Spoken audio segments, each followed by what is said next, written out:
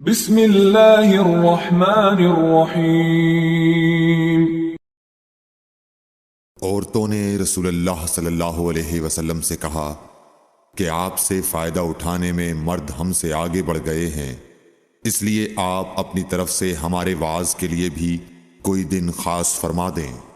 تو آپ صلی اللہ علیہ وسلم نے ان سے ایک دن کا وعدہ فرما لیا۔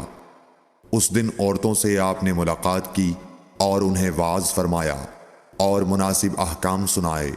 جو کچھ آپ صلی اللہ علیہ وسلم نے ان سے فرمایا تھا اس میں یہ بات بھی تھی کہ جو کوئی عورت تم میں سے اپنے 3 لڑکے آگے بھیج دے گی تو وہ اس کے لیے دوزخ سے پناہ بن جائیں گے۔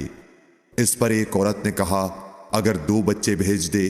آپ نے فرمایا ہاں، اور 2 کا بھی یہ حکم ہے۔ صحیح بخاری حدیث نمبر 101۔ حضور اکرم صلی اللہ علیہ وآلہ وسلم نے فرمایا کہ ایسے 3 بچے جو ابھی بلوغت کو نہ پہنچے ہوں۔ صحیح بخاری حدیث نمبر 102۔ نبی کریم صلی اللہ علیہ وسلم نے فرمایا کہ جس سے حساب لیا گیا اسے عذاب کیا جائے گا۔ حضرت عائشہ رضی اللہ تعالی عنہا فرماتی ہیں کہ یہ سن کر میں نے کہا کہ کیا اللہ نے یہ نہیں فرمایا کہ ان قریب اس سے آسان حساب لیا جائے گا؟ رسول اللہ صلی اللہ علیہ وسلم نے فرمایا کہ یہ صرف اللہ کے دربار میں پیشی کا ذکر ہے، لیکن جس کے حساب میں جانچ پڑتال کی گئی سمجھو وہ غارت ہو گیا۔ صحیح بخاری حدیث نمبر 103۔ رسول اللہ صلی اللہ علیہ وسلم نے اللہ کی حمد و ثنا بیان کی، پھر فرمایا کہ مکے کو اللہ نے حرام کیا ہے، آدمیوں نے حرام نہیں کیا۔ تو سن لو کہ کسی شخص کے لیے جو اللہ پر اور یوم آخرت پر ایمان رکھتا ہو جائز نہیں ہے کہ مکے میں خون ریزی کرے یا اس کا کوئی پیڑ کاٹے۔ پھر اگر کوئی اللہ کے رسول کے لڑنے کی وجہ سے اس کا جواز نکالے تو اس سے کہہ دو اللہ نے اپنے رسول کے لیے اجازت دی تھی، تمہارے لیے نہیں دی، اور مجھے بھی دن کے کچھ لمحوں کے لیے اجازت ملی تھی۔ آج اس کی حرمت لوٹ آئی جیسی کل تھی، اور حاضر غائب کو یہ بات پہنچا دے۔ صحیح بخاری حدیث نمبر 104۔ ایک مرتبہ ابو بکر رضی اللہ عنہ نے رسول اللہ صلی اللہ علیہ وسلم کا ذکر کیا کہ آپ صلی اللہ علیہ وسلم نے فرمایا تمہارے خون اور تمہارے مال، محمد کہتے ہیں کہ میرے خیال میں آپ نے اعراضکم کا لفظ بھی فرمایا، یعنی اور تمہاری آبروئیں تم پر حرام ہیں، جس طرح تمہارے آج کے دن کی حرمت تمہارے اس مہینے میں۔ سن لو یہ خبر حاضر غائب کو پہنچا دے۔ اور محمد راوی حدیث کہتے تھے کہ رسول اللہ صلی اللہ علیہ وسلم نے سچ فرمایا۔ پھر دوبارہ فرمایا کہ کیا میں نے اللہ کا یہ حکم تمہیں نہیں پہنچا دیا؟ صحیح بخاری حدیث نمبر 105۔ رسول اللہ صلی اللہ علیہ وسلم نے فرمایا کہ مجھ پر جھوٹ مت بولو، کیونکہ جو مجھ پر جھوٹ باندھے وہ دوزخ میں داخل ہو۔ صحیح بخاری حدیث نمبر 106۔ رسول اللہ صلی اللہ علیہ وسلم نے فرمایا کہ جو شخص مجھ پر جھوٹ باندھے گا وہ اپنا ٹھکانہ جہنم بنا لے۔ صحیح بخاری حدیث نمبر 107۔ نبی اکرم صلی اللہ علیہ وسلم نے فرمایا کہ جو شخص مجھ پر جان بوجھ کر جھوٹ باندھے تو وہ اپنا ٹھکانہ جہنم میں بنا لے۔ صحیح بخاری حدیث نمبر 108۔ رسول اللہ صلی اللہ علیہ وسلم نے فرمایا کہ جو شخص میرے نام سے وہ بات بیان کرے جو میں نے نہیں کہی تو وہ اپنا ٹھکانہ جہنم میں بنا لے۔ صحیح بخاری حدیث نمبر 109۔ رسول اللہ صلی اللہ علیہ وسلم کا فرمان ہے کہ اپنی اولاد کا میرے نام کے اوپر نام رکھو مگر میری کنیت اختیار نہ کرو، اور جس شخص نے مجھے خواب میں دیکھا تو بلا شبہ اس نے مجھے دیکھا، کیونکہ شیطان میری صورت میں نہیں آ سکتا، اور جو شخص مجھ پر جان بوجھ کر جھوٹ بولے وہ دوزخ میں اپنا ٹھکانہ تلاش کرے۔ صحیح بخاری حدیث نمبر 110۔ جحیفہ کہتے ہیں کہ میں نے حضرت علی رضی اللہ عنہ سے پوچھا کہ کیا تمہارے پاس کوئی اور بھی کتاب ہے؟ انہوں نے فرمایا کہ نہیں، مگر اللہ کی کتاب قرآن ہے۔ یا پھر فہم ہے جو وہ ایک مسلمان کو عطا کرتا ہے، یا پھر جو کچھ صحیفے میں ہے؟ میں نے پوچھا اس صحیفے میں کیا ہے؟ انہوں نے فرمایا دیت اور قیدیوں کی رہائی کا بیان ہے، اور یہ حکم کہ مسلمان کافر کے بدلے قتل نہ کیا جائے۔ صحیح بخاری حدیث نمبر 111۔ قبیلہ خزاعہ کے کسی شخص نے بنو لیث کے کسی آدمی کو اپنے مقتول کے بدلے میں مار دیا تھا۔ یہ فتح مکہ والے سال کی بات ہے۔ رسول اللہ صلی اللہ علیہ وسلم کو یہ خبر دی گئی۔ آپ نے اپنی اونٹنی پر سوار ہو کر خطبہ پڑھا اور فرمایا کہ اللہ نے مکے سے قتل یا ہاتھی کو روک لیا۔ امام بخاری رحمۃ اللہ علیہ فرماتے ہیں اس لفظ کو شک کے ساتھ سمجھو۔ ایسا ہی ابو نعیم وغیرہ نے القتل اور الفیل کہا ہے۔ ان کے علاوہ دوسرے لوگ الفیل کہتے ہیں۔ پھر رسول اللہ صلی اللہ علیہ وسلم نے فرمایا کہ اللہ نے ان پر اپنے رسول اور مسلمانوں کو غالب کر دیا، اور سمجھ لو کہ وہ مکہ کسی کے لیے حلال نہیں ہوا، نہ مجھ سے پہلے اور نہ آئندہ کبھی ہوگا، اور میرے لیے بھی صرف دن کے تھوڑے سے حصے کے لیے حلال کر دیا گیا تھا۔ سن لو کہ وہ اس وقت حرام ہے، نہ اس کا کوئی کانٹا توڑا جائے، نہ اس کے درخت کاٹے جائیں، اور اس کی گری پڑی چیزیں بھی وہی اٹھائے جس کا منشا یہ ہو کہ وہ اس شے کا تعارف کرا دے گا۔ تو اگر کوئی شخص مارا جائے تو اس کے عزیزوں کو اختیار ہے دو باتوں کا، یا دیت لیں یا بدلہ۔ اتنے میں ایک یمنی آدمی ابو شاہ نامی آیا اور کہنے لگا یہ مسائل میرے لیے لکھوا دیجئے۔ تب آپ نے فرمایا کہ ابو فلاں کے لیے یہ مسائل لکھ دو۔ تو ایک قریشی شخص نے کہا یا رسول اللہ مگر اذخر، یعنی اذخر کاٹنے کی اجازت دے دیجئے، کیونکہ اسے ہم گھروں کی چھتوں پر ڈالتے ہیں یا مٹی ملا کر اور اپنی قبروں میں بھی ڈالتے ہیں۔ یہ سن کر رسول اللہ صلی اللہ علیہ وسلم نے فرمایا کہ ہاں مگر اذخر۔ صحیح بخاری حدیث نمبر 112۔ وہب بن منبح کے بھائی کہتے ہیں کہ میں نے حضرت ابو ہریرہ رضی اللہ تعالی عنہ کو کہتے ہوئے سنا کہ رسول اللہ صلی اللہ علیہ وسلم کے صحابہ میں عبداللہ بن عمر رضی اللہ عنہ کے علاوہ مجھ سے زیادہ کوئی حدیث بیان کرنے والا نہیں تھا، مگر وہ لکھ لیا کرتے تھے اور میں لکھتا نہیں تھا۔ صحیح بخاری حدیث نمبر 113۔ جب نبی اکرم صلی اللہ علیہ وسلم کے مرض میں شدت ہو گئی تو آپ صلی اللہ علیہ وسلم نے فرمایا کہ میرے پاس سامان کتابت لاؤ تاکہ تمہارے لیے ایک تحریر لکھ دوں، تاکہ بعد میں تم گمراہ نہ ہو سکو۔ اس پر حضرت عمر رضی اللہ عنہ نے لوگوں سے کہا کہ اس وقت آپ صلی اللہ علیہ وسلم پر تکلیف کا غلبہ ہے، اور ہمارے پاس اللہ کی کتاب قرآن موجود ہے جو ہمیں ہدایت کے لیے کافی ہے۔ اس پر لوگوں کی رائے مختلف ہو گئی اور شور و غل زیادہ ہونے لگا۔ آپ صلی اللہ علیہ وسلم نے فرمایا میرے پاس سے اٹھ کھڑے ہو، میرے پاس جھگڑنا ٹھیک نہیں۔ اس پر ابن عباس رضی اللہ عنہ یہ کہتے ہوئے نکل گئے کہ بے شک مصیبت بڑی سخت مصیبت ہے، وہ چیز جو ہمارے اور رسول کے اور آپ کی تحریر کے درمیان حائل ہو گئی۔ صحیح بخاری حدیث نمبر 114۔ ایک رات نبی کریم صلی اللہ علیہ وسلم نے بیدار ہوتے ہی فرمایا کہ سبحان اللہ، آج کی رات کس قدر فتنے اتارے گئے ہیں اور کتنے ہی خزانے کھولے گئے ہیں۔ ان حجرے والیوں کو جگاؤ، کیونکہ بہت سی عورتیں جو دنیا میں باریک کپڑا پہننے والی ہیں وہ آخرت میں ننگی ہوں گی۔ صحیح بخاری حدیث نمبر 115۔ حضرت عبداللہ بن عمر رضی اللہ عنہ نے فرمایا کہ آخر عمر میں ایک دفعہ رسول اللہ صلی اللہ علیہ وسلم نے ہمیں عشاء کی نماز پڑھائی۔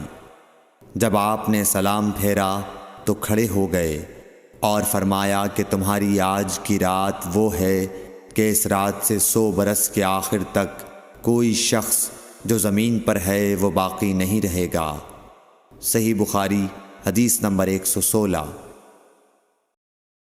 حضرت عبداللہ بن عباس رضی اللہ تعالی عنہ فرماتے ہیں کہ ایک رات میں اپنی خالہ میمونہ بنت حارث زوجہ نبی کریم صلی اللہ علیہ وسلم کے پاس گزاری، اور نبی کریم صلی اللہ علیہ وسلم اس دن ان کی رات میں انہی کے گھر تھے۔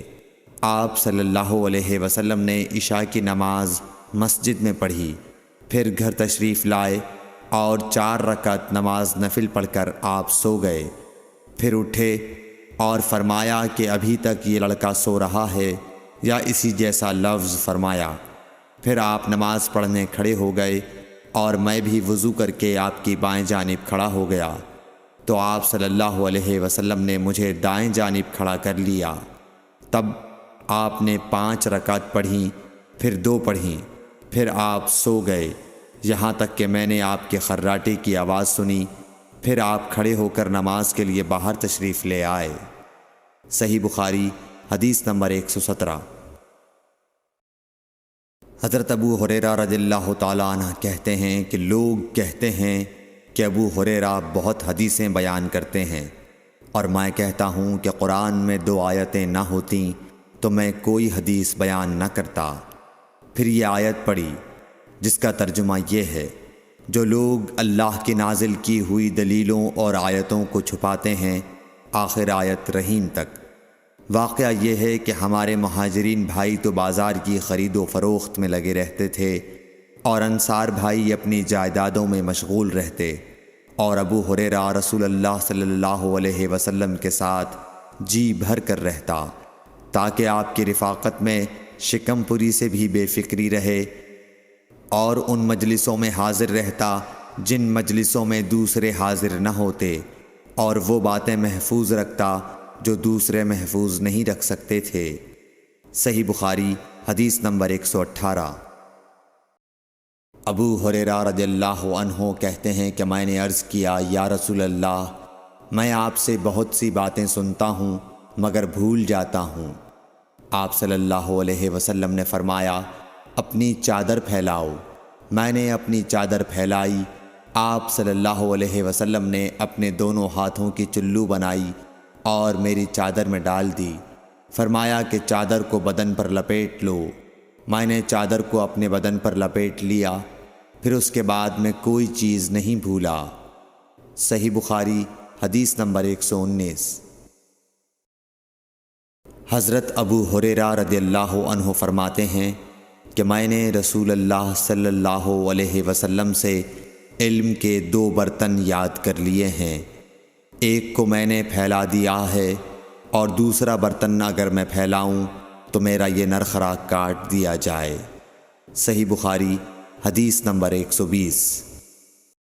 نبی اکرم صلی اللہ علیہ وسلم نے حجۃ الوداع میں فرمایا کہ لوگوں کو بالکل خاموش کر دو تاکہ وہ خوب سن لیں۔ پھر فرمایا، لوگوں میرے بعد پھر کافر مت بن جانا کہ ایک دوسرے کی گردن مارنے لگو۔ صحیح بخاری حدیث نمبر 121۔ رسول اللہ صلی اللہ علیہ وسلم نے فرمایا کہ ایک روز موسیٰ علیہ السلام نے کھڑے ہو کر بنی اسرائیل میں خطبہ دیا تو آپ سے پوچھا گیا کہ لوگوں میں سب سے زیادہ صاحب علم کون ہے؟ انہوں نے فرمایا کہ میں ہوں۔ اس وجہ سے اللہ کا غصہ ان پر ہوا کہ انہوں نے علم کو خدا کے حوالے کیوں نہ کر دیا۔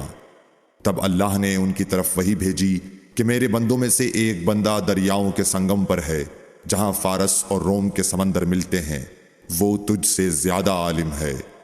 موسیٰ علیہ السلام نے کہا کہ اے پروردگار، میری ان سے ملاقات کیسے ہو؟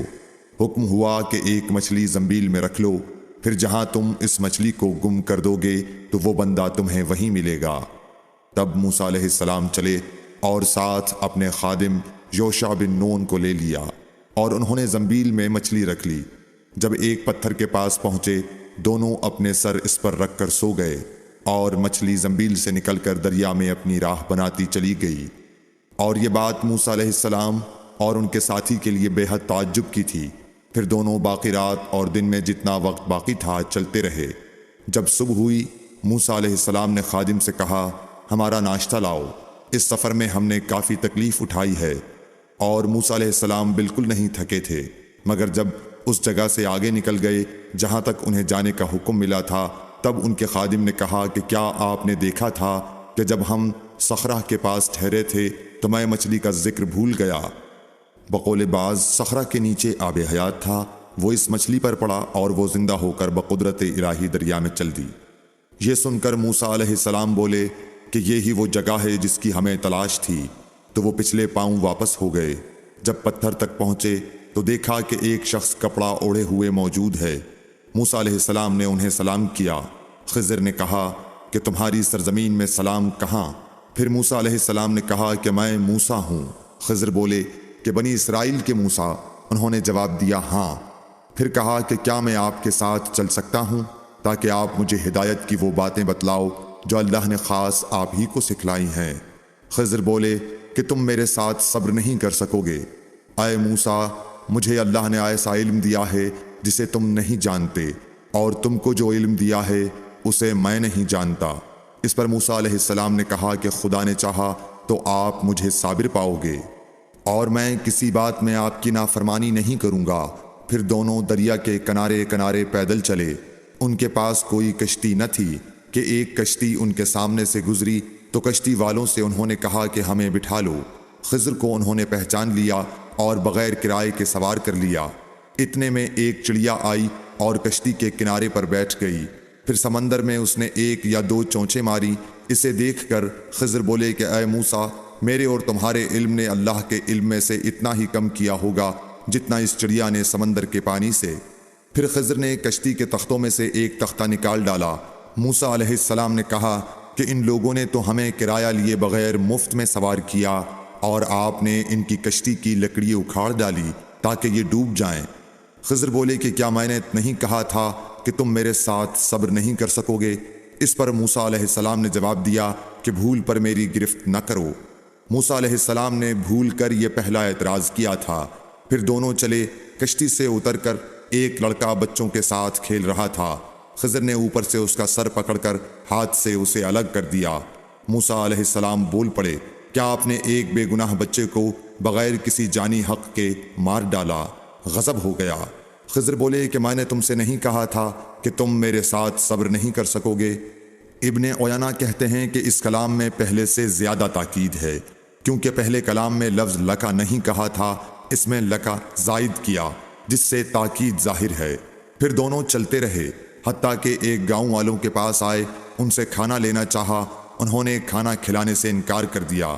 انہوں نے وہیں دیکھا کہ ایک دیوار اسی گاؤں میں گرنے کے قریب تھی۔ خضر نے اپنے ہاتھ کے اشارے سے اسے سیدھا کر دیا۔ موسیٰ علیہ السلام بول اٹھے کہ اگر آپ چاہتے تو گاؤں والوں سے اس کام کی مزدوری لے سکتے تھے۔ خضر نے کہا کہ بس اب ہم اور تم میں جدائی کا وقت آ گیا ہے۔ جناب محبوب کبریا رسول اللہ صلی اللہ علیہ وسلم فرماتے ہیں کہ اللہ موسیٰ علیہ السلام پر رحم کرے۔ ہماری تمنا تھی کہ موسیٰ علیہ السلام کچھ دیر اور صبر کرتے تو مزید واقعات ان دونوں کے بیان کیے جاتے اور ہمارے سامنے روشنی میں آتے، مگر حضرت موسیٰ علیہ السلام کی عجلت نے اس علم لدنی کے سلسلے کو جلد ہی منقطع کرا دیا۔ صحیح بخاری حدیث نمبر 122۔ ایک شخص رسول اللہ صلی اللہ علیہ وسلم کی خدمت اقدس میں حاضر ہوا اور اس نے عرض کیا، یا رسول اللہ، اللہ کی راہ میں لڑائی کی کیا صورت ہے؟ کیونکہ ہم میں سے کوئی غصے کی وجہ سے اور کوئی غیرت کی وجہ سے جنگ کرتا ہے۔ تو آپ صلی اللہ علیہ وسلم نے اس کی طرف سر اٹھایا، اور سر اس لیے اٹھایا کہ پوچھنے والا کھڑا ہوا تھا۔ پھر آپ صلی اللہ علیہ وسلم نے فرمایا، جو اللہ کے کلمے کو سر بلند کرنے کے لیے لڑے وہ اللہ کی راہ میں لڑتا ہے۔ صحیح بخاری حدیث نمبر 123۔ رسول اللہ صلی اللہ علیہ وآلہ وسلم سے رمی کے وقت پوچھا جا رہا تھا تو ایک شخص نے عرض کیا، یا رسول اللہ، میں نے رمی سے قبل قربانی کر لی۔ آپ صلی اللہ علیہ وسلم نے فرمایا، اب رمی کر لو، کچھ حرج نہیں ہوا۔ دوسرے نے کہا، یا رسول اللہ، میں نے قربانی سے پہلے سر مڈا لیا۔ آپ صلی اللہ علیہ وسلم نے فرمایا، اب قربانی کر لو، کچھ حرج نہیں۔ اس وقت جس چیز کے بارے میں جو آگے پیچھے ہو گئی تھی آپ سے پوچھا گیا، آپ صلی اللہ علیہ وسلم نے یہی جواب دیا، اب کر لو، کچھ حرج نہیں۔ صحیح بخاری حدیث نمبر 124۔ حضرت عبداللہ بن مسعود رضی اللہ تعالی عنہ کہتے ہیں کہ ایک مرتبہ میں رسول کریم صلی اللہ علیہ وسلم کے ساتھ مدینے کے کھنڈرات میں چل رہا تھا اور آپ کھجور کی چھڑی پر سہارا دے کر چل رہے تھے، تو کچھ یہودیوں کا ادھر سے گزر ہوا۔ ان میں سے ایک نے دوسرے سے کہا کہ آپ سے روح کے بارے میں کچھ پوچھو۔ ان میں سے کسی نے کہا مت پوچھو، ایسا نہ ہو کہ وہ کوئی ایسی بات کہہ دیں جو تمہیں ناگوار ہو۔ مگر ان میں سے بعض نے کہا کہ ہم ضرور پوچھیں گے۔ پھر ایک شخص نے کھڑے ہو کر کہا اے ابو القاسم، روح کیا چیز ہے؟ آپ نے خاموشی اختیار فرمائی۔ میں نے دل میں کہا کہ آپ پر وحی آ رہی ہے، اس لیے میں کھڑا ہو گیا۔ جب آپ صلی اللہ علیہ وسلم سے وہ کیفیت دور ہو گئی تو آپ صلی اللہ علیہ وسلم نے قرآن کی یہ آیت جو اس وقت نازل ہوئی تھی تلاوت فرمائی۔ اے نبی، تم سے یہ لوگ روح کے بارے میں پوچھ رہے ہیں، کہہ دو کہ روح میرے رب کے حکم سے ہے، اور تمہیں علم کا بہت تھوڑا حصہ دیا گیا ہے، اس لیے تم روح کی حقیقت نہیں سمجھ سکتے۔ صحیح بخاری حدیث نمبر 125۔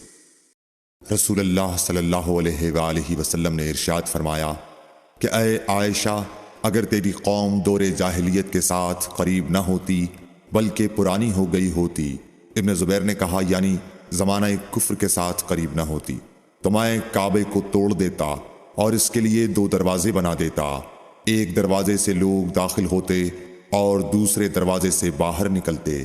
صحیح بخاری حدیث نمبر 126۔ حضرت علی رضی اللہ عنہ کا ارشاد ہے کہ لوگوں سے وہ باتیں کرو جنہیں وہ پہچانتے ہوں۔ کیا تمہیں یہ پسند ہے کہ لوگ اللہ اور اس کے رسول کو جھٹلا دیں؟ صحیح بخاری حدیث نمبر 127۔ ایک مرتبہ حضرت معاذ بن جبل رسول اللہ صلی اللہ علیہ وسلم کے پیچھے سواری پر سوار تھے۔ آپ نے فرمایا اے معاذ، میں نے عرض کیا حاضر ہوں یا رسول اللہ۔ آپ صلی اللہ علیہ وسلم نے دوبارہ فرمایا اے معاذ، میں نے عرض کیا حاضر ہوں اے اللہ کے رسول۔ آپ صلی اللہ علیہ وسلم نے 12 فرمایا اے معاذ، میں نے عرض کیا حاضر ہوں اے اللہ کے رسول۔ 3 بار ایسا ہوا۔ اس کے بعد آپ صلی اللہ علیہ وسلم نے فرمایا کہ جو شخص سچے دل سے اس بات کی گواہی دے کہ اللہ کے سوا کوئی معبود نہیں ہے اور محمد صلی اللہ علیہ وسلم اللہ کے سچے رسول ہیں، اللہ تعالیٰ اس کو دوزخ کی آگ پر حرام کر دیتا ہے۔ میں نے کہا یا رسول اللہ، کیا اس بات سے لوگوں کو باخبر نہ کر دوں تاکہ وہ خوش ہو جائیں؟ آپ صلی اللہ علیہ وسلم نے فرمایا اگر تم یہ خبر سناؤ گے تو لوگ اس پر بھروسہ کر بیٹھیں گے اور عمل چھوڑ دیں گے۔ صحیح بخاری حدیث نمبر 128۔ رسول کریم صلی اللہ علیہ وسلم نے ایک روز معاذ رضی اللہ عنہ سے فرمایا کہ جو شخص اللہ سے اس کیفیت کے ساتھ ملاقات کرے کہ اس نے اللہ کے ساتھ کسی کو شریک نہ کیا ہو، وہ یقیناً جنت میں داخل ہوگا۔ معاذ بولے یا رسول اللہ، کیا میں اس بات کی لوگوں کو بشارت نہ سنا دوں؟ آپ صلی اللہ علیہ وسلم نے فرمایا نہیں، مجھے خوف ہے کہ لوگ اس پر بھروسہ کر بیٹھیں گے۔ صحیح بخاری حدیث نمبر 129۔ ام سلیم نامی ایک عورت رسول کریم صلی اللہ علیہ وسلم کی خدمت اقدس میں حاضر ہوئیں اور عرض کیا کہ یا رسول اللہ، اللہ تعالی حق بات بیان کرنے سے نہیں شرماتا، اس لیے میں پوچھتی ہوں کہ کیا احتلام سے عورت پر بھی غسل ضروری ہے؟ آپ صلی اللہ علیہ وسلم نے فرمایا کہ ہاں، جب عورت پانی دیکھ لے یعنی کپڑے وغیرہ پر منی کا اثر معلوم ہو۔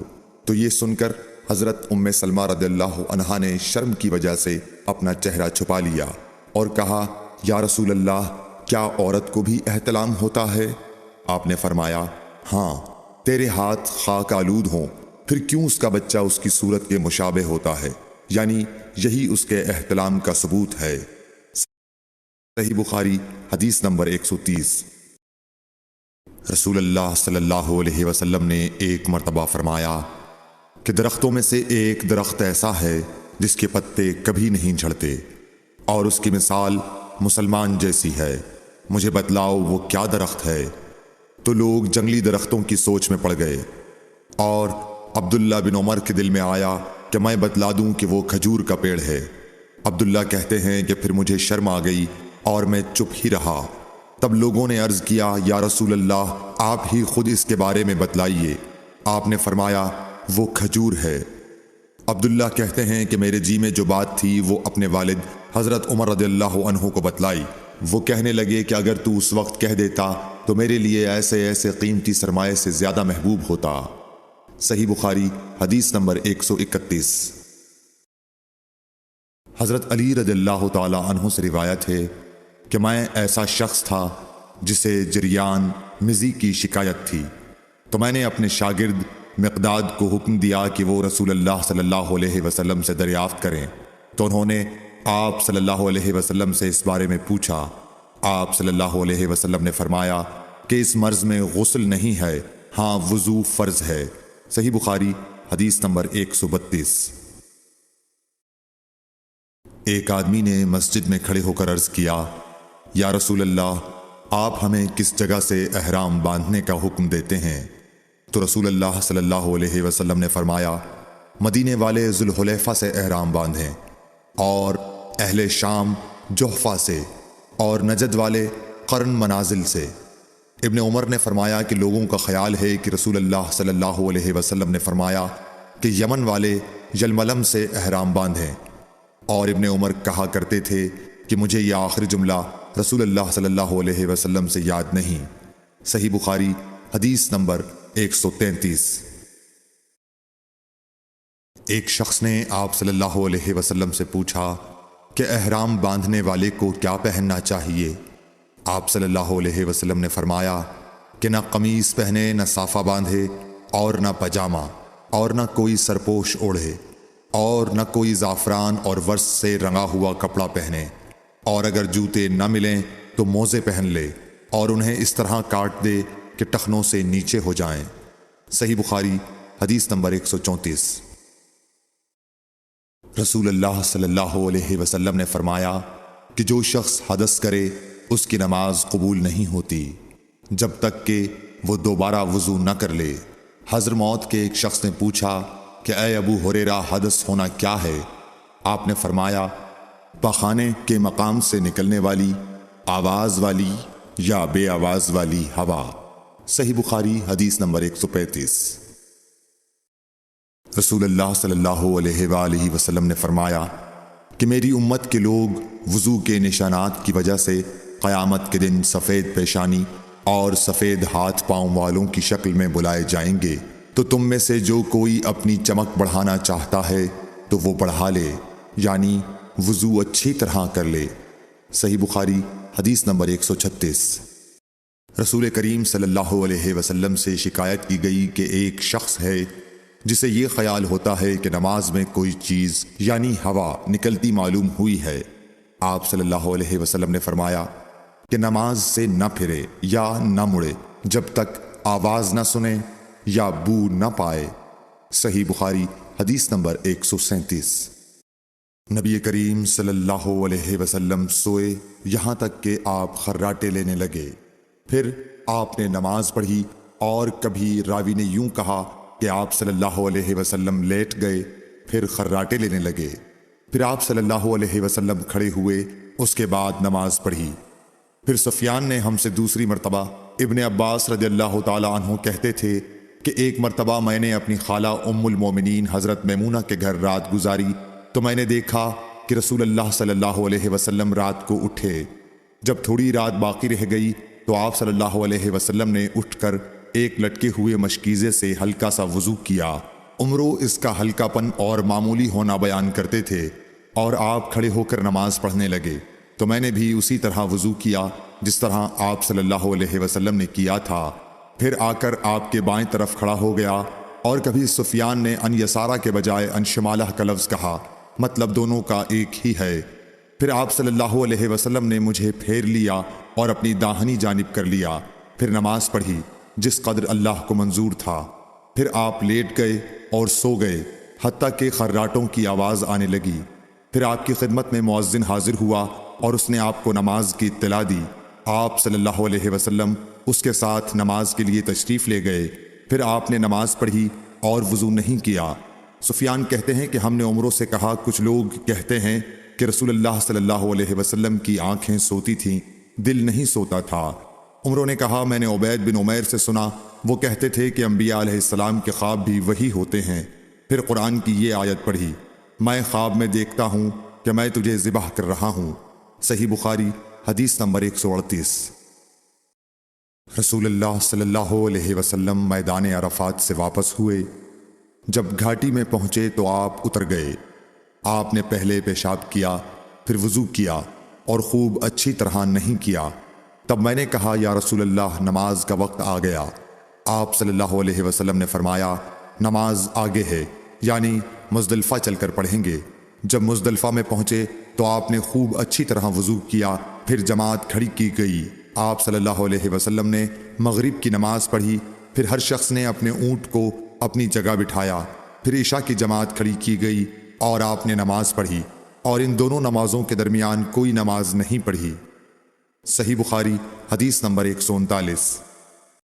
ابن عباس رضی اللہ تعالی عنہ نے وضو کیا تو اپنا چہرہ دھویا، اس طرح کہ پہلے پانی کے ایک چلو سے کلی کی اور ناک میں پانی دیا، پھر پانی کا ایک اور چلو لیا، پھر اس کو اس طرح کیا، یعنی دوسرے ہاتھ کو ملایا، پھر اس سے اپنا چہرہ دھویا، پھر پانی کا دوسرا چلو لیا اور اس سے اپنا داہنا ہاتھ دھویا، پھر پانی کا ایک اور چلو لے کر اس سے اپنا بایاں ہاتھ دھویا۔ اس کے بعد اپنے سر کا مسح کیا، پھر پانی کا چلو لے کر داہنے پاؤں پر ڈالا اور اسے دھویا، پھر دوسرے چلو سے اپنا پاؤں دھویا، یعنی بایاں پاؤں۔ اس کے بعد کہا کہ میں نے رسول اللہ صلی اللہ علیہ وسلم کو اسی طرح وضو کرتے ہوئے دیکھا ہے۔ صحیح بخاری حدیث نمبر 140۔ نبی اکرم صلی اللہ علیہ وآلہ وسلم نے فرمایا، جب تم میں سے کوئی اپنی بیوی سے جمع کرے تو کہے اللہ کے نام کے ساتھ شروع کرتا ہوں، اے اللہ ہمیں شیطان سے بچا اور شیطان کو اس چیز سے دور رکھ جو تو اس جمع کے نتیجے میں ہمیں عطا فرمائے۔ یہ دعا پڑھنے کے بعد جمع کرنے سے میاں بیوی کو جو اولاد ملے گی اسے شیطان نقصان نہیں پہنچا سکتا۔ صحیح بخاری حدیث نمبر 141۔ رسول کریم صلی اللہ علیہ وسلم جب قضاء حاجت کے لیے بیت الخلاء میں داخل ہوتے تو یہ دعا پڑھتے، اے اللہ میں ناپاک جنوں اور ناپاک جنیوں سے تیری پناہ مانگتا ہوں۔ صحیح بخاری حدیث نمبر 142۔ ابن عباس رضی اللہ عنہ سے روایت کرتے ہیں، ابن عباس رضی اللہ تعالی عنہ سے روایت ہے کہ نبی کریم صلی اللہ علیہ وسلم پاخانے میں تشریف لے گئے۔ میں نے پاخانے کے قریب آپ کے لیے وضو کا پانی رکھ دیا۔ باہر نکل کر آپ نے پوچھا یہ کس نے رکھا؟ جب آپ کو بتلایا گیا تو آپ نے میرے لیے دعا کی اور فرمایا اے اللہ اس کو دین کی سمجھ عطا فرمائیو۔ صحیح بخاری حدیث نمبر 143۔ رسول اللہ صلی اللہ علیہ وسلم نے فرمایا کہ جب تم میں سے کوئی پخانے میں جائے تو قبلے کی طرف منہ کرے نہ اس کی طرف پشت کرے، بلکہ مشرق کی طرف منہ کر لو یا مغرب کی طرف۔ صحیح بخاری حدیث نمبر 144۔ لوگ کہتے تھے کہ جب قضاء حاجت کے لیے بیٹھو تو نہ قبلے کی طرف منہ کرو نہ بیت المقدس کی طرف۔ یہ سن کر عبداللہ بن عمر رضی اللہ تعالی عنہ نے فرمایا کہ ایک دن میں اپنے گھر کی چھت پر چڑھا تو میں نے حضرت صلی اللہ علیہ وسلم کو دیکھا کہ آپ بیت المقدس کی طرف منہ کر کے 2 اینٹوں پر قضاء حاجت کے لیے بیٹھے ہیں۔ پھر عبداللہ بن عمر رضی اللہ عنہ نے واسع سے کہا کہ شاید تم ان لوگوں میں سے ہو جو اپنے چوتڑوں کے بل نماز پڑھتے ہیں۔ تب میں نے کہا اللہ کی قسم میں نہیں جانتا کہ آپ کا مطلب کیا ہے۔ امام مالک رحمۃ اللہ نے کہا کہ عبداللہ بن عمر رضی اللہ تعالی عنہ نے اس سے وہ شخص مراد لیا جو نماز میں زمین سے اونچا نہ رہے، سجدے میں زمین سے چمٹ جائے۔ صحیح بخاری حدیث نمبر 145۔ رسول اللہ صلی اللہ علیہ وسلم کی بیویاں رات میں مناسے کی طرف قضاء حاجت کے لیے جاتی اور مناسے ایک کھلا میدان ہے، تو حضرت عمر رسول اللہ صلی اللہ علیہ وسلم سے کہا کرتے تھے کہ اپنی بیویوں کو پردہ کرائیے، مگر رسول اللہ صلی اللہ علیہ وسلم نے اس پر عمل نہیں کیا۔ ایک روز رات کو عشاء کے وقت حضرت سودا بنت زمعہ رسول اللہ صلی اللہ علیہ وسلم کی اہلیہ جو دراز قد عورت تھیں باہر گئیں۔ حضرت عمر رضی اللہ عنہ نے انہیں آواز دی اور کہا ہم نے تمہیں پہچان لیا، اور ان کی خواہش یہ تھی کہ پردے کا حکم نازل ہو جائے، چنانچہ اس کے بعد اللہ نے پردے کا حکم نازل فرما دیا۔ صحیح بخاری حدیث نمبر 146۔ آپ صلی اللہ علیہ وسلم نے اپنی بیویوں سے فرمایا کہ تمہیں قضاء حاجت کے لیے باہر نکلنے کی اجازت ہے۔ صحیح بخاری حدیث نمبر 147۔ عبداللہ بن عمر رضی اللہ تعالی عنہ فرماتے ہیں کہ ایک دن میں اپنی بہن اور رسول اللہ صلی اللہ علیہ وسلم کی اہلیہ محترمہ حفصہ کے مکان کی چھت پر اپنی کسی ضرورت سے چڑھا تو مجھے رسول اللہ صلی اللہ علیہ وسلم قضاء حاجت کرتے وقت قبلے کی طرف پشت اور شام کی طرف منہ کیے ہوئے نظر آئے۔ صحیح بخاری حدیث نمبر 148۔ عبداللہ بن عمر رضی اللہ تعالی عنہ نے خبر دی، وہ کہتے ہیں کہ ایک دن میں اپنے گھر کی چھت پر چڑھا تو مجھے رسول اللہ صلی اللہ علیہ وسلم 2 اینٹوں پر قضاء حاجت کے وقت بیت المقدس کی طرف منہ کیے ہوئے نظر آئے۔ صحیح بخاری حدیث نمبر 149۔ انس بن مالک رضی اللہ تعالی عنہ کہتے تھے کہ جب رسول اللہ صلی اللہ علیہ وسلم رفع حاجت کے لیے نکلتے تو میں اور ایک لڑکا اپنے ساتھ پانی کا برتن لے آتے تھے، مطلب یہ کہ اس پانی سے رسول اللہ صلی اللہ علیہ وسلم طہارت کیا کرتے تھے۔ صحیح بخاری حدیث نمبر 150۔ انس رضی اللہ تعالی عنہ کہتے ہیں کہ جب نبی کریم صلی اللہ علیہ وسلم قضاء حاجت کے لیے نکلتے، میں اور ایک لڑکا دونوں آپ صلی اللہ علیہ وسلم کے پیچھے جاتے تھے اور ہمارے ساتھ پانی کا ایک برتن ہوتا تھا۔ صحیح بخاری حدیث نمبر 151۔ انس بن مالک کہتے تھے کہ رسول اللہ صلی اللہ علیہ وسلم پخانے میں جاتے تو میں اور ایک لڑکا پانی کا برتن اور نیزہ لے کر چلتے تھے، پانی سے آپ طہارت کرتے تھے۔ صحیح بخاری حدیث نمبر 152۔ رسول اللہ صلی اللہ علیہ وسلم نے فرمایا، جب تم میں سے کوئی پانی پیے تو برتن میں سانس نہ لے، اور جب پخانے میں جائے تو اپنی شرمگاہ کو داہنے ہاتھ سے نہ چھوئے اور نہ داہنے ہاتھ سے استنجا کرے۔ صحیح بخاری حدیث نمبر 153۔ نبی کریم صلی اللہ علیہ وسلم نے فرمایا، جب تم میں سے کوئی پیشاب کرے تو اپنا وضو اپنے داہنے ہاتھ سے نہ پکڑے، نہ داہنے سے طہارت کرے، نہ پانی پیتے وقت برتن میں سانس لے۔ صحیح بخاری حدیث نمبر 154۔ حضرت ابو ہریرہ کہتے ہیں کہ رسول کریم صلی اللہ علیہ وسلم ایک مرتبہ رفع حاجت کے لیے تشریف لے گئے۔ آپ کی عادت مبارکہ تھی کہ آپ چلتے وقت ادھر ادھر نہیں دیکھا کرتے تھے، تو میں بھی آپ کے پیچھے آپ کے قریب پہنچ گیا۔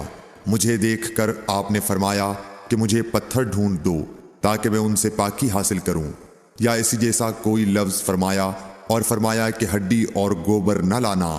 چنانچہ میں اپنے دامن میں پتھر بھر کر آپ کے پاس لے گیا اور آپ کے پہلو میں رکھ دیے اور آپ کے پاس سے ہٹ گیا۔ جب آپ قضاء حاجت سے فارغ ہوئے تو آپ نے پتھروں سے استنجا کیا۔ صحیح بخاری حدیث نمبر 155۔ عبداللہ بن مسعود رضی اللہ تعالی عنہ کہتے تھے کہ نبی کریم صلی اللہ علیہ وسلم رفع حاجت کے لیے گئے تو آپ نے مجھے فرمایا کہ میں 3 پتھر تلاش کر کے آپ کے پاس لاؤں، لیکن مجھے 2 پتھر ملے، تیسرا ڈھونڈا مگر مل نہ سکا، تو میں نے خشک گوبر اٹھا لیا، اس کو لے کر آپ کے پاس آ گیا۔ آپ نے پتھر تو لے لیے مگر گوبر پھینک دیا اور فرمایا یہ خود ناپاک ہے۔ صحیح بخاری حدیث نمبر 156۔ ابن عباس رضی اللہ تعالی عنہ کہتے ہیں کہ رسول اللہ صلی اللہ علیہ وسلم نے وضو میں ہر عضو کو ایک ایک مرتبہ دھویا۔ صحیح بخاری حدیث نمبر 157۔ عبداللہ بن زید رضی اللہ تعالی عنہ بیان کرتے ہیں کہ نبی کریم صلی اللہ علیہ وسلم نے وضو میں اعضاء کو 2 بار دھویا۔ صحیح بخاری حدیث نمبر 158۔ حضرت عثمان بن عفان رضی اللہ تعالی عنہ نے پانی کا برتن مانگا اور لے کر پہلے اپنی ہتھیلیوں پر 3 مرتبہ پانی ڈالا، پھر انہیں دھویا۔ اس کے بعد اپنا داہنا ہاتھ برتن میں ڈالا اور پانی لے کر کلی کی اور ناک صاف کی، پھر 3 بار اپنا چہرہ دھویا اور کوہنیوں تک 3 بار دونوں ہاتھ دھوئے، پھر اپنے سر کا مسح کیا، پھر پانی لے کر ٹخنوں تک 3 مرتبہ اپنے دونوں پاؤں دھوئے، پھر کہا کہ رسول اللہ صلی اللہ علیہ وسلم نے فرمایا ہے کہ جو شخص میری طرح ایسا وضو کرے پھر 2 رکعت پڑھے جس میں اپنے نفس سے کوئی بات نہ کرے تو اس کے گزشتہ گناہ معاف کر دیے جاتے ہیں۔ صحیح بخاری حدیث نمبر 159۔ رسول اللہ صلی اللہ علیہ وسلم فرماتے ہیں کہ جب بھی کوئی شخص اچھی طرح وضو کرتا ہے اور خلوص کے ساتھ نماز پڑھتا ہے تو اس کے ایک نماز سے دوسری نماز پڑھنے تک کے گناہ معاف کر دیے جاتے ہیں۔ صحیح بخاری حدیث نمبر 160۔ نبی کریم صلی اللہ علیہ وسلم نے فرمایا، جو شخص وضو کرے اسے چاہیے کہ ناک صاف کرے، اور جو پتھر سے استنجا کرے اسے چاہیے کہ طاق عدد یعنی 1، 3 یا 5 ہی سے کرے۔ صحیح بخاری حدیث نمبر 161۔ رسول اللہ صلی اللہ علیہ وسلم نے فرمایا کہ جب تم میں سے کوئی وضو کرے تو اسے چاہیے کہ اپنی ناک میں پانی دے، پھر اسے صاف کرے، اور جو شخص پتھروں سے استنجا کرے اسے چاہیے کہ بے جوڑ عدد یعنی 1 یا 3 سے استنجا کرے، اور جب تم میں سے کوئی سو کر اٹھے تو وضو کے پانی میں ہاتھ ڈالنے سے پہلے اسے دھو لے، کیونکہ تم میں سے کوئی نہیں جانتا کہ رات کو اس کا ہاتھ کہاں رہا ہے۔ صحیح بخاری حدیث نمبر 162۔ عبداللہ بن عمر رضی اللہ تعالی عنہ کہتے ہیں کہ ایک مرتبہ رسول اللہ صلی اللہ علیہ وسلم ایک سفر میں ہم سے پیچھے رہ گئے، پھر تھوڑی دیر بعد آپ صلی اللہ علیہ وسلم نے ہم کو پا لیا اور عصر کا وقت آ پہنچا تھا۔ ہم وضو کرنے لگے اور اچھی طرح پاؤں دھونے کے بجائے جلدی میں ہم پاؤں پر مسح کرنے لگے۔ آپ صلی اللہ علیہ وسلم نے فرمایا، ایڑیوں کے لیے آگ کا عذاب ہے، 2 مرتبہ یا 3 مرتبہ فرمایا۔ صحیح بخاری حدیث نمبر 163۔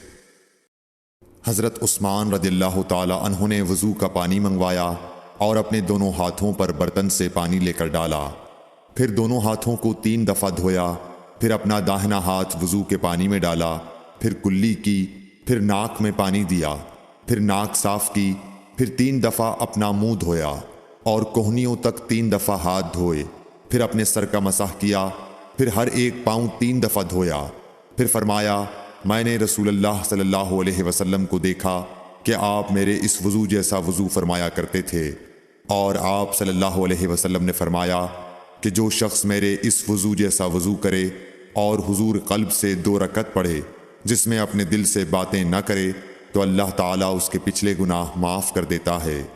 صحیح بخاری حدیث نمبر 164۔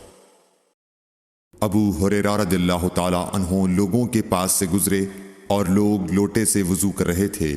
آپ رضی اللہ تعالی عنہ نے کہا، اچھی طرح وضو کرو، کیونکہ ابو القاسم صلی اللہ علیہ وسلم نے فرمایا، خشک ایڑیوں کے لیے آگ کا عذاب ہے۔ صحیح بخاری حدیث نمبر 165۔ عبداللہ بن جریح نے عبداللہ بن عمر سے کہا، اے ابو عبد الرحمن، میں نے تمہیں 4 ایسے کام کرتے ہوئے دیکھا ہے جنہیں تمہارے ساتھیوں کو کرتے ہوئے نہیں دیکھا۔ وہ کہنے لگے، اے ابن جریح وہ کیا ہیں؟ ابن جریح نے کہا کہ میں نے طواف کے وقت آپ کو دیکھا کہ 2 یمانی رکنوں کے سوا کسی اور رکن کو آپ نہیں چھوتے ہو، دوسرے میں نے آپ کو سبتی جوتے پہنے ہوئے دیکھا، اور تیسرے میں نے دیکھا کہ آپ زرد رنگ استعمال کرتے ہو، اور چوتھی بات میں نے یہ دیکھی کہ جب آپ مکے میں تھے لوگ ذی الحج کا چاند دیکھ کر لبیک پکارنے لگتے ہیں اور حج کا احرام باندھ لیتے ہیں، اور آپ 8ویں تاریخ تک احرام نہیں باندھتے۔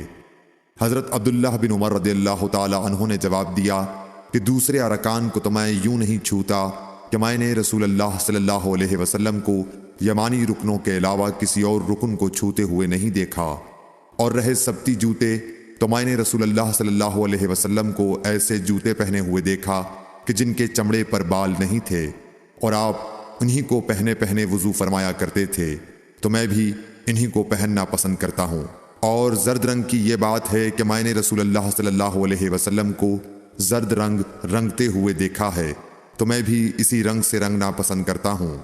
اور احرام باندھنے کا معاملہ یہ ہے کہ میں نے رسول اللہ صلی اللہ علیہ وسلم کو اس وقت تک احرام باندھتے ہوئے نہیں دیکھا جب تک آپ کی اونٹنی آپ کو لے کر نہ چل پڑتی۔ صحیح بخاری حدیث نمبر 166۔ رسول اللہ صلی اللہ علیہ وسلم نے اپنی مرحومہ صاحبزادی حضرت زینب کو غسل دیتے وقت فرمایا تھا کہ غسل داہنی طرف سے دو اور اعضائے وضو سے غسل کی ابتدا کرو۔ صحیح بخاری حدیث نمبر 167۔ ام المومنین حضرت عائشہ رضی اللہ تعالی عنہا فرماتی ہیں کہ رسول اللہ صلی اللہ علیہ وسلم جوتا پہننے، کنگھی کرنے وضو کرنے اور اپنے ہر کام میں داہنی طرف سے کام کی ابتدا کرنے کو پسند فرمایا کرتے تھے۔ صحیح بخاری حدیث نمبر 168۔ انس بن مالک رضی اللہ تعالی عنہ فرماتے ہیں کہ میں نے رسول اللہ صلی اللہ علیہ وسلم کو دیکھا کہ نماز عصر کا وقت آ گیا۔ لوگوں نے پانی تلاش کیا، جب انہیں پانی نہ ملا تو رسول اللہ صلی اللہ علیہ وسلم کے پاس ایک برتن میں وضو کے لیے پانی لایا گیا۔ رسول اللہ صلی اللہ علیہ وسلم نے اس میں اپنا ہاتھ ڈال دیا اور لوگوں کو حکم دیا کہ اسی برتن سے وضو کریں۔ حضرت انس رضی اللہ تعالی عنہ کہتے ہیں کہ میں نے دیکھا کہ آپ کی انگلیوں کے نیچے سے پانی چشمے کی طرح ابل رہا تھا، یہاں تک کہ قافلے کے آخری آدمی نے بھی وضو کر لیا۔ صحیح بخاری حدیث نمبر 169۔ ابن سیرین کہتے ہیں کہ میں نے عبیدہ رضی اللہ تعالی عنہ سے کہا کہ ہمارے پاس رسول اللہ صلی اللہ علیہ وسلم کے کچھ بال مبارک ہیں جو ہمیں حضرت انس رضی اللہ تعالی عنہ سے یا ان کے گھر والوں کی طرف سے ملے ہیں۔ یہ سن کر عبیدہ نے کہا کہ اگر میرے پاس ان بالوں میں سے ایک بھی ہو تو وہ میرے لیے ساری دنیا اور اس کی ہر چیز سے زیادہ عزیز ہے۔ صحیح بخاری حدیث نمبر 170۔ رسول کریم صلی اللہ علیہ وسلم نے حجۃ الوداع میں جب سر کے بال منڈوائے تو سب سے پہلے ابو طلحہ رضی اللہ تعالی عنہ نے آپ کے بال لیے تھے۔ صحیح بخاری حدیث نمبر 171۔ رسول اللہ صلی اللہ علیہ وسلم نے فرمایا کہ جب کتا تم میں سے کسی کے برتن میں سے کچھ پی لے تو اس کو 7 مرتبہ دھو لو تو پاک ہو جائے گا۔ صحیح بخاری حدیث نمبر 172۔ رسول کریم صلی اللہ علیہ وسلم نے فرمایا کہ ایک شخص نے ایک کتے کو دیکھا جو پیاس کی وجہ سے گیلی مٹی کھا رہا تھا، تو اس شخص نے اپنا موزہ لیا اور اس سے پانی بھر کر پلانے لگا حتیٰ کہ اس کو خوب سیراب کر دیا۔ اللہ نے اس شخص کے اس کام کی قدر کی اور اسے جنت میں داخل کر دیا۔ صحیح بخاری حدیث نمبر 173۔ رسول اللہ صلی اللہ علیہ وسلم کے زمانے میں کتے مسجد میں آتے جاتے تھے، لیکن لوگ ان جگہوں پر پانی نہیں چھڑکتے تھے۔ صحیح بخاری حدیث نمبر 174۔ عدی بن حاتم کہتے ہیں کہ میں نے رسول اللہ صلی اللہ علیہ وسلم سے کتے کے شکار کے متعلق دریافت کیا تو آپ صلی اللہ علیہ وسلم نے فرمایا کہ جب تو اپنے سدھائے ہوئے کتے کو چھوڑے اور وہ شکار کر لے تو اس شکار کو کھا، اور اگر وہ کتا اس شکار میں سے خود کچھ کھا لے تو اس کو نہ کھائیو، کیونکہ اب اس نے شکار اپنے لیے پکڑا ہے۔ میں نے کہا کہ بعض دفعہ میں شکار کے لیے اپنے کتے چھوڑتا ہوں، پھر اس کے ساتھ دوسرے کتے کو بھی پاتا ہوں۔ آپ صلی اللہ علیہ وسلم نے فرمایا پھر مت کھا، کیونکہ تم نے بسم اللہ اپنے کتے پر پڑھی تھی، دوسرے کتے پر نہیں پڑھی۔ صحیح بخاری حدیث نمبر 175۔ رسول کریم صلی اللہ علیہ وسلم نے فرمایا کہ بندہ اس وقت تک نماز ہی میں رہتا ہے جب تک وہ مسجد میں نماز کا انتظار کرتا رہے، تا وقت کہ وہ حدث نہ کرے۔ ایک اجمی آدمی نے پوچھا کہ اے ابو ہریرہ، حدث کیا چیز ہے؟ انہوں نے فرمایا کہ ہوا جو پیچھے سے خارج ہو، جسے عرف عام میں گوز مارنا کہتے ہیں۔ صحیح بخاری حدیث نمبر 176۔ رسول اللہ صلی اللہ علیہ وسلم نے فرمایا کہ نمازی نماز سے اس وقت تک نہ پھرے جب تک ریح کی آواز نہ سن لے یا اس کی بو نہ پالے۔ صحیح بخاری حدیث نمبر 177۔ حضرت علی رضی اللہ تعالی عنہ نے فرمایا کہ میں ایسا آدمی تھا جس کو سیلان مزی کی شکایت تھی، مگر رسول اللہ صلی اللہ علیہ وسلم سے دریافت کرتے ہوئے مجھے شرم آئی تو میں نے ابن الاسود کو حکم دیا۔ انہوں نے آپ صلی اللہ علیہ وسلم سے پوچھا، آپ نے فرمایا کہ اس میں وضو کرنا فرض ہے۔ صحیح بخاری حدیث نمبر 178۔ زید بن خالد نے حضرت عثمان بن عفان رضی اللہ تعالی عنہ سے پوچھا کہ اگر کوئی شخص صحبت کرے اور منی نہ نکلے، فرمایا کہ وضو کرے جس طرح نماز کے لیے وضو کرتا ہے اور اپنے وضو کو دھو لے۔ حضرت عثمان رضی اللہ تعالی عنہ کہتے ہیں کہ یہ میں نے رسول اللہ صلی اللہ علیہ وسلم سے سنا ہے۔ زید بن خالد کہتے ہیں کہ پھر میں نے اس کے بارے میں حضرت علی، زبید، طلحہ اور ابی بن کعب رضی اللہ عنہم سے دریافت کیا، سب نے اس شخص کے بارے میں یہی حکم دیا۔ صحیح بخاری حدیث نمبر 179۔ رسول اللہ صلی اللہ علیہ وسلم نے ایک انصاری کو بلایا۔ وہ آئے تو ان کے سر سے پانی ٹپک رہا تھا۔ رسول کریم صلی اللہ علیہ وسلم نے فرمایا، شاید ہم نے تمہیں جلدی میں ڈال دیا۔ انہوں نے کہا، جی ہاں۔ تب رسول اللہ صلی اللہ علیہ وسلم نے فرمایا کہ جب کوئی جلدی کا کام آ پڑے یا تمہیں انزال نہ ہو تو تم پر وضو ہے، غسل ضروری نہیں۔ صحیح بخاری حدیث نمبر 180۔ رسول کریم صلی اللہ علیہ وسلم جب عرفہ سے لوٹے تو پہاڑ کی گھاٹی کی جانب مڑ گئے اور رفع حاجت کی۔ اسامہ کہتے ہیں کہ پھر آپ نے وضو کیا اور میں آپ صلی اللہ علیہ وسلم کے اعضاء پر پانی ڈالنے لگا اور آپ وضو فرماتے رہے۔ میں نے کہا، یا رسول اللہ، آپ اب نماز پڑھیں گے؟ آپ نے فرمایا، نماز کا مقام تمہارے سامنے یعنی مزدلفہ میں ہے، وہاں نماز پڑھی جائے گی۔ اس حدیث سے ثابت ہوا کہ وضو میں دوسرے آدمی کی مدد لینا جائز ہے۔ صحیح بخاری حدیث نمبر 181۔ مغیرہ بن شعبہ رضی اللہ عنہ ایک سفر میں رسول کریم صلی اللہ علیہ وسلم کے ساتھ تھے۔ وہاں آپ رفع حاجت کے لیے تشریف لے گئے۔ جب آپ واپس آئے، آپ نے وضو شروع کیا تو مغیرہ بن شعبہ آپ کے اعضائے وضو پر پانی ڈالنے لگے۔ آپ صلی اللہ علیہ وسلم وضو کر رہے تھے۔ آپ نے اپنے منہ اور ہاتھوں کو دھویا، سر کا مسح کیا اور موزوں پر مسح کیا۔ صحیح بخاری حدیث نمبر 182۔ عبداللہ بن عباس رضی اللہ تعالی عنہ نے رات رسول کریم صلی اللہ علیہ وسلم کی زوجہ مطہرہ اور اپنی خالہ میمونہ رضی اللہ عنہا کے گھر میں گزاری۔ وہ فرماتے ہیں کہ میں تکیے کے عرض یعنی گوشے کی طرف لیٹ گیا اور رسول کریم صلی اللہ علیہ وسلم اور آپ کی اہلیہ نے معمول کے مطابق تکیے کی لمبائی پر سر رکھ کر آرام فرمایا۔ رسول اللہ صلی اللہ علیہ وسلم سوتے رہے اور جب آدھی رات ہو گئی یا اس سے کچھ پہلے یا اس کے کچھ بعد آپ بیدار ہوئے اور اپنے ہاتھوں سے اپنی نیند کو دور کرنے کے لیے آنکھیں ملنے لگے۔ پھر آپ نے سورہ آل عمران کی آخری 10 آیتیں پڑھیں۔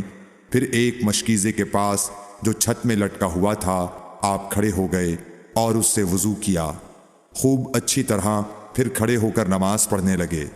ابن عباس رضی اللہ تعالی عنہ کہتے ہیں، میں نے بھی کھڑے ہو کر اسی طرح کیا جس طرح آپ نے وضو کیا تھا۔ پھر جا کر میں بھی آپ کے پہلو مبارک میں کھڑا ہو گیا۔ آپ نے اپنا داہنا ہاتھ میرے سر پر رکھا اور میرا دایاں کان پکڑ کر اسے مروڑنے لگے۔ پھر آپ نے 2 رکعتیں پڑھیں، اس کے بعد پھر 2 رکعتیں پڑھیں، پھر 2 رکعتیں پڑھیں، پھر 2 رکعتیں پڑھیں، پھر 2 رکعتیں پڑھیں، پھر 2 رکعتیں پڑھ کر اس کے بعد آپ نے وتر پڑھا اور لیٹ گئے۔ پھر جب مؤذن آپ کے پاس آیا تو آپ نے اٹھ کر 2 رکعت معمولی طور پر پڑھیں، پھر باہر تشریف لا کر صبح کی نماز پڑھی۔ صحیح بخاری حدیث نمبر 183۔ اسماء بنت ابی بکر کہتی ہیں کہ میں رسول اللہ صلی اللہ علیہ وسلم کی زوجہ محترمہ عائشہ رضی اللہ تعالی عنہا کے پاس ایسے وقت آئی جب کہ سورج کو گہن لگ رہا تھا اور لوگ کھڑے ہو کر نماز پڑھ رہے تھے۔ کیا دیکھتی ہوں وہ بھی کھڑے ہو کر نماز پڑھ رہی ہیں۔ میں نے کہا کہ لوگوں کو کیا ہو گیا ہے؟ تو انہوں نے اپنے ہاتھ سے آسمان کی طرف اشارہ کر کے کہا، سبحان اللہ۔ میں نے کہا، کیا یہ کوئی خاص نشانی ہے؟ تو انہوں نے اشارے سے کہا کہ ہاں۔ تو میں بھی آپ کے ساتھ نماز کے لیے کھڑی ہو گئی۔ آپ نے اتنا قیام فرمایا کہ مجھ پر غشی طاری ہونے لگی اور میں اپنے سر پر پانی ڈالنے لگی۔ جب رسول اللہ صلی اللہ علیہ وسلم نماز سے فارغ ہوئے تو آپ نے اللہ کی حمد و ثنا بیان کی اور فرمایا، آج کوئی چیز ایسی نہیں رہی جس کو میں نے اپنی اس جگہ نہ دیکھ لیا ہو، حتیٰ کہ جنت اور دوزخ کو بھی دیکھ لیا، اور مجھ پر یہ وحی کی گئی ہے کہ تم لوگوں کو قبروں میں آزمایا جائے گا، دجال جیسی آزمائش یا اس کے قریب قریب۔ راوی کا بیان ہے کہ میں نہیں جانتی کہ اسماء نے کون سا لفظ کہا۔ تم میں سے ہر ایک کے پاس اللہ کے فرشتے بھیجے جائیں گے اور اس سے کہا جائے گا کہ تمہارا اس شخص یعنی محمد صلی اللہ علیہ وسلم کے بارے میں کیا خیال ہے؟ پھر اسماء نے لفظ ایماندار کہا یا یقین رکھنے والا کہا، مجھے یاد نہیں۔ بہرحال وہ شخص کہے گا کہ محمد صلی اللہ علیہ وسلم اللہ کے سچے رسول ہیں، وہ ہمارے پاس نشانیاں اور ہدایت کی روشنی لے کر آئے، ہم نے اسے قبول کیا، ایمان لائے اور آپ کا اتباع کیا۔ پھر اس سے کہہ دیا جائے گا کہ تو سو جا، در حال یہ کہ تو مرد صالح ہے اور ہم جانتے تھے کہ تو مومن ہے۔ اور بہرحال منافق یا شکی آدمی، اسما نے کون سا لفظ کہا مجھے یاد نہیں، جب اس سے پوچھا جائے گا کہے گا کہ میں کچھ نہیں جانتا، میں نے لوگوں کو جو کہتے سنا وہی میں نے بھی کہہ دیا۔ صحیح بخاری حدیث نمبر 184۔ ایک آدمی نے عبداللہ بن زید رضی اللہ تعالی عنہ جو عمرو بن یحییٰ کے دادا ہیں سے پوچھا کہ کیا آپ مجھے دکھا سکتے ہیں کہ رسول اللہ صلی اللہ علیہ وسلم نے کس طرح وضو کیا ہے؟ عبداللہ بن زید رضی اللہ تعالی عنہ نے کہا کہ ہاں۔ پھر انہوں نے پانی کا برتن منگوایا، پہلے پانی اپنے ہاتھوں پر ڈالا اور 2 مرتبہ ہاتھ دھوئے، پھر 3 مرتبہ کلی کی، 3 بار ناک صاف کی، پھر 3 دفعہ اپنا چہرہ دھویا، پھر کوہنیوں تک اپنے دونوں ہاتھ 2 مرتبہ دھوئے، پھر اپنے دونوں ہاتھوں سے اپنے سر کا مسح کیا، اس طور پر اپنے ہاتھ پہلے آگے لائے پھر پیچھے لے گئے، مسح سر کے ابتدائی حصے سے شروع کیا، پھر دونوں ہاتھ گدی تک لے جا کر وہیں واپس لائے جہاں سے مسح شروع کیا تھا، پھر اپنے پیر دھوئے۔ صحیح بخاری حدیث نمبر 185۔ عمرو بن حسن نے عبداللہ بن زید رضی اللہ تعالیٰ عنہ سے رسول اللہ صلی اللہ علیہ وسلم کے وضو کے بارے میں پوچھا تو انہوں نے پانی کا تشت منگوایا اور ان پوچھنے والوں کے لیے رسول اللہ صلی اللہ علیہ وسلم کا سا وضو کیا۔ پہلے تشت سے اپنے ہاتھوں پر پانی گرایا، پھر 3 بار ہاتھ دھوئے، پھر اپنا ہاتھ تشت میں ڈالا اور پانی لیا، پھر کلی کی، ناک میں پانی ڈالا، ناک صاف کی 3 چلوؤں سے، پھر اپنا ہاتھ تشت میں ڈالا اور 3 مرتبہ منہ دھویا، پھر اپنے دونوں ہاتھ کوہنیوں تک دوبارہ دھوئے، پھر اپنا ہاتھ تشت میں ڈالا اور سر کا مسح کیا، پہلے آگے لائے پھر پیچھے لے گئے 1 بار، ٹخنوں تک اپنے دونوں پاؤں دھوئے۔ صحیح بخاری حدیث نمبر 186۔ ابو جحیفہ رضی اللہ تعالی عنہ کہتے تھے کہ ایک دن رسول اللہ صلی اللہ علیہ وسلم ہمارے پاس دوپہر کے وقت تشریف لائے تو آپ کے لیے وضو کا پانی حاضر کیا گیا، جس سے آپ نے وضو فرمایا۔ لوگ آپ کے وضو کا بچا ہوا پانی لے کر اسے اپنے بدن پر پھیرنے لگے۔ آپ نے ظہر کی 2 رکعتیں ادا کیں اور عصر کی بھی 2 رکعتیں، اور آپ کے سامنے آڑ کے لیے ایک نیزہ تھا۔ صحیح بخاری حدیث نمبر 187۔ ابو موسیٰ اشعری رضی اللہ تعالی عنہ کہتے ہیں کہ نبی کریم صلی اللہ علیہ وسلم نے ایک پیالہ منگوایا جس میں پانی تھا، اس سے آپ نے اپنے ہاتھ دھوئے اور اسی پیالے میں منہ دھویا اور اسی میں کلی فرمائی، پھر فرمایا تو تم لوگ اس کو پی لو اور اپنے چہروں اور سینوں پر ڈال لو۔ صحیح بخاری حدیث نمبر 188۔ محمود بن ربی جب چھوٹے تھے تو رسول اللہ صلی اللہ علیہ وسلم نے انہی کے کنویں کے پانی سے ان کے منہ میں کلی ڈالی تھی، اور عروہ نے اسی حدیث کو مسعور وغیرہ سے بھی روایت کیا ہے، اور ہر ایک راوی ان دونوں میں سے ایک دوسرے کی تصدیق کرتے ہیں کہ جب رسول اللہ صلی اللہ علیہ وسلم وضو فرماتے تو آپ کے بچے ہوئے وضو کے پانی پر صحابہ رضی اللہ عنہم جھگڑنے کے قریب ہو جاتے تھے۔ صحیح بخاری حدیث نمبر 189۔ صائب بن یزید کہتے تھے کہ میری خالہ مجھے نبی کریم صلی اللہ علیہ وسلم کی خدمت میں لے گئیں اور عرض کیا کہ یا رسول اللہ، میرا یہ بھانجا بیمار ہے۔ آپ صلی اللہ علیہ وسلم نے میرے سر پر اپنا ہاتھ پھیرا اور میرے لیے برکت کی دعا فرمائی، پھر آپ نے وضو کیا اور میں نے آپ کے وضو کا بچا ہوا پانی پیا، پھر میں آپ کی کمر کے پیچھے کھڑا ہو گیا اور میں نے مہر نبوت دیکھی جو آپ کے مونڈھوں کے درمیان ایسی تھی جیسے چھپر کھٹ کی گھنڈی یا کبوتر کا انڈا۔ صحیح بخاری حدیث نمبر 190۔ عبداللہ بن زید رضی اللہ تعالی عنہ نے وضو کرتے وقت برتن سے پہلے اپنے دونوں ہاتھوں پر پانی ڈالا، پھر انہیں دھویا، پھر دھویا، یا یوں کہا کہ کلی کی اور ناک میں ایک چلو سے پانی ڈالا اور 3 مرتبہ اسی طرح کیا، پھر 3 مرتبہ اپنا چہرہ دھویا، پھر کوہنیوں تک اپنے دونوں ہاتھ 2 بار دھوئے، پھر سر کا مسح کیا، اگلی جانب اور پچھلی جانب کا، اور ٹخنوں تک اپنے دونوں پاؤں دھوئے، پھر کہا کہ رسول اللہ صلی اللہ علیہ وسلم کا وضو اسی طرح ہوا کرتا تھا۔ صحیح بخاری حدیث نمبر 191۔ عبداللہ بن زید رضی اللہ تعالیٰ عنہ سے رسول کریم صلی اللہ علیہ وسلم کے وضو کے بارے میں پوچھا تو عبداللہ بن زید رضی اللہ عنہ نے پانی کا ایک تشت منگوایا، پھر ان لوگوں کے دکھانے کے لیے وضو شروع کیا۔ پہلے تشت سے اپنے ہاتھوں پر پانی گرایا، پھر انہیں 3 بار دھویا، پھر اپنا ہاتھ برتن کے اندر ڈالا، پھر کلی کی اور ناک میں پانی ڈال کر ناک صاف کی 3 چلوؤں سے 3 دفعہ، پھر اپنا ہاتھ برتن کے اندر ڈالا اور اپنے منہ کو 3 بار دھویا، پھر اپنا ہاتھ برتن کے اندر ڈالا اور دونوں ہاتھ کوہنیوں تک 2 بار دھوئے، پھر سر پر مسح کیا، اس طرح کہ پہلے آگے کی طرف اپنا ہاتھ لائے، پھر پیچھے کی طرف لے گئے، پھر برتن میں اپنا ہاتھ ڈالا اور اپنے دونوں پاؤں دھوئے۔ دوسری روایت میں ہم سے موسیٰ نے ان سے وہیب نے بیان کیا کہ آپ نے سر کا مسح 1 دفعہ کیا۔ صحیح بخاری حدیث نمبر 192۔ رسول کریم صلی اللہ علیہ وسلم کے زمانے میں عورت اور مرد سب ایک ساتھ ایک ہی برتن سے وضو کیا کرتے تھے، یعنی وہ مرد اور عورتیں جو ایک دوسرے کے محرم ہوتے۔ صحیح بخاری حدیث نمبر 193۔ حضرت جابر رضی اللہ تعالیٰ عنہ کہتے تھے کہ رسول کریم صلی اللہ علیہ وسلم میری مزاج پرسی کے لیے تشریف لائے۔ میں بیمار تھا، ایسا کہ مجھے ہوش تک نہیں تھا۔ آپ نے وضو کیا اور اپنے وضو کا پانی مجھ پر چھڑکا تو مجھے ہوش آ گیا۔ میں نے عرض کیا، یا رسول اللہ، میرا وارث کون ہوگا؟ میرا تو صرف ایک کلالہ وارث ہے۔ اس پر آیت میراث نازل ہوئی۔ صحیح بخاری حدیث نمبر 194۔ ایک مرتبہ نماز کا وقت آ گیا تو جس شخص کا مکان قریب ہی تھا وہ وضو کرنے اپنے گھر چلا گیا، اور کچھ لوگ جن کے مکان دور تھے رہ گئے۔ تو رسول کریم صلی اللہ علیہ وسلم کے پاس پتھر کا ایک لگن لایا گیا جس میں کچھ پانی تھا، اور وہ اتنا چھوٹا تھا کہ آپ اس میں اپنی ہتھیلی نہیں پھیلا سکتے تھے، مگر سب نے اس برتن کے پانی سے وضو کر لیا۔ ہم نے حضرت انس رضی اللہ عنہ سے پوچھا کہ تم کتنے نفر تھے؟ کہا 80 سے کچھ زیادہ ہی تھے۔ صحیح بخاری حدیث نمبر 195۔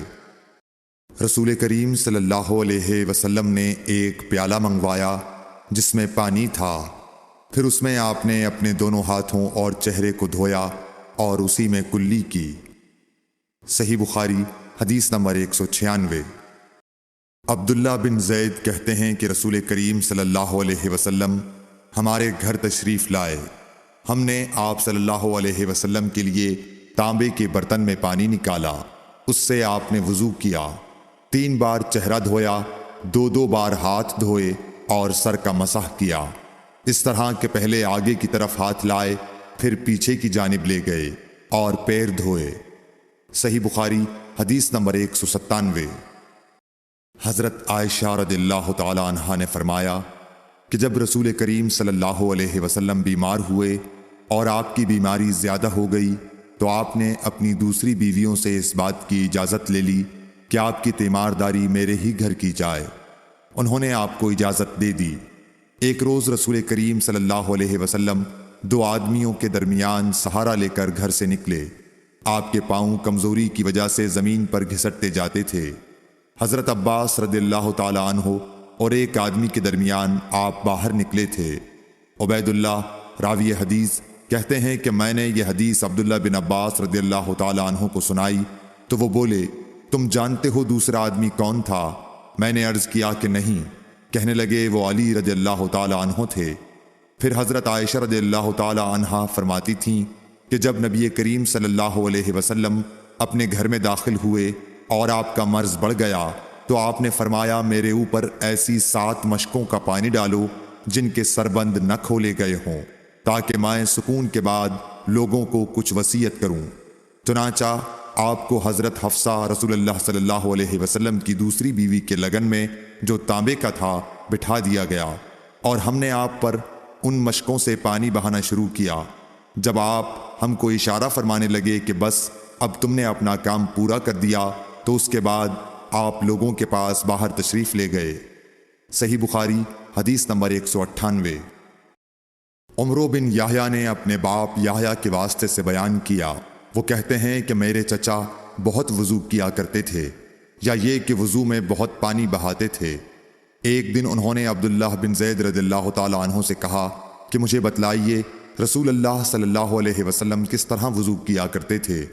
انہوں نے پانی کا ایک تشت منگوایا، اس کو پہلے اپنے ہاتھوں پر جھکایا، پھر دونوں ہاتھ 3 بار دھوئے، پھر اپنا ہاتھ تشت میں ڈال کر پانی لیا اور ایک چلو سے کلی کی اور 3 مرتبہ ناک صاف کی، پھر اپنے ہاتھوں سے ایک چلو پانی لیا اور 3 بار اپنا چہرہ دھویا، پھر کوہنیوں تک اپنے دونوں ہاتھ 2 بار دھوئے، پھر ہاتھ میں پانی لے کر اپنے سر کا مسح کیا تو پہلے اپنے ہاتھ پیچھے لے گئے، پھر آگے کی طرف لائے، پھر اپنے دونوں پاؤں دھوئے اور فرمایا کہ میں نے رسول کریم صلی اللہ علیہ وسلم کو اسی طرح وضو کرتے دیکھا ہے۔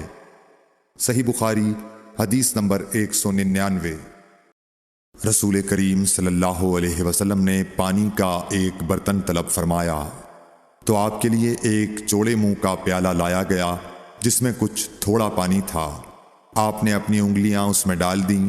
انس کہتے ہیں کہ میں پانی کی طرف دیکھنے لگا، پانی آپ کی انگلیوں کے درمیان سے پھوٹ رہا تھا۔ انس کہتے ہیں کہ اس ایک پیالہ پانی سے جن لوگوں نے وضو کیا وہ 70 سے 80 تک تھے۔ صحیح بخاری حدیث نمبر 200۔